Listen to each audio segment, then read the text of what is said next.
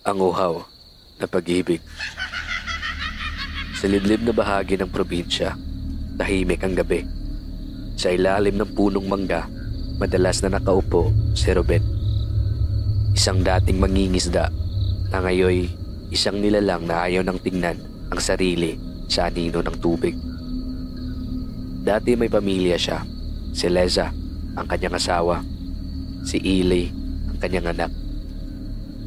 Isang gabi, habang may malakas na ulan at wala siya sa bahay, nawala ang dalawa.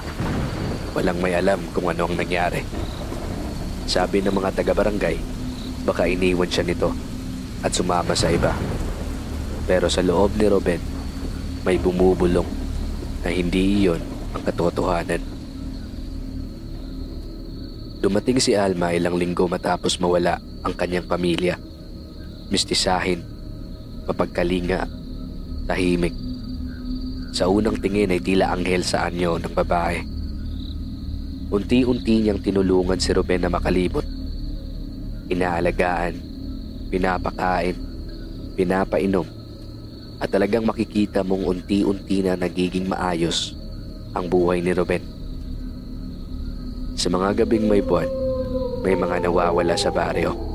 Si Kaloy, si Aling Tiriseng, ang anak ni Luisa.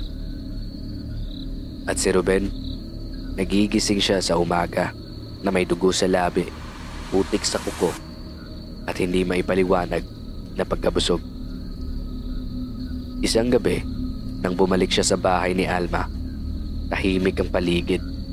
Nang biglang, may narinig siyang tunog mula sa likod ng bahay. Tahimik siyang sumilip, at doon, nakita niya si Alma, nakaluhod, may hawak na bungo ng bata, iniinom ang dugo, na para ba itong alak. Nangatog ang tuhod ni Ruben. "Alma," bulong niya. Nang marinig siya ng babae, hindi ito nagulat. Tumayo lang ito at ngumiti. "Anong klase kang nilalang? Hindi ka tao," sabi ni Ruben na may galit sa boses. "Ikaw ba ang may kagagawa ng lahat ng to? Ikaw ba ang pumatay sa kanila? Kay Kaloy? Kay Tiriseng?" Ngumiti lamang si Alma. Malamig. Parang wala siyang pakialam. Hindi ako yun, Ruben. Kundi ikaw." Tumigil ang mundo. Napaatras si Ruben. Nanginginig.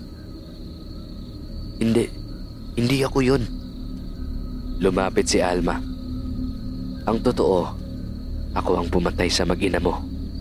Kinain ko sila ng pira-piraso. Ginawa ko yun dahil gusto kong mapasakin ka, na makasama ka. Inaalagaan kita para ibigin mo ko at para makita mong mas ako ang nararapat sa'yo. Lahat ng pinapainom ko sa'yo at pinapakain, nilalagyan ko yun ng dugo ko. At unti-unti ka nang nagbabago. Mas lalong nagiging isa tayo, Ruben. Sa simula, wala kang kontrol. Puro gutom lang ang umiiral sa'yo. Hindi mo maalala. Siguro kasi nilasap mo ang laman nila ng may galak." Napakuyom ang kamao ni Ruben.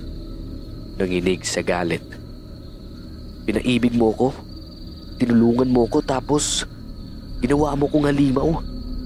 Pinatay mo ang mag-ina ko." At sa sobrang tindi ng damdamin, sinugod niya si Alma. Hawak ang itak na handang itarak sa kanyang dibdib. Ngunit sa mismong paglapit niya, tumigil ang kanyang katawan. Parang may tanikala sa kanyang mga ugat. Hindi niya magalaw ang mga daliri. Hindi niya maibaba ang sandata. Ngumiti si Alma at sabay sabi, "Dugo ko ang nananalaytay sa'yo. Hindi mo ako pwedeng saktan habang buhay kang bahagi sa akin."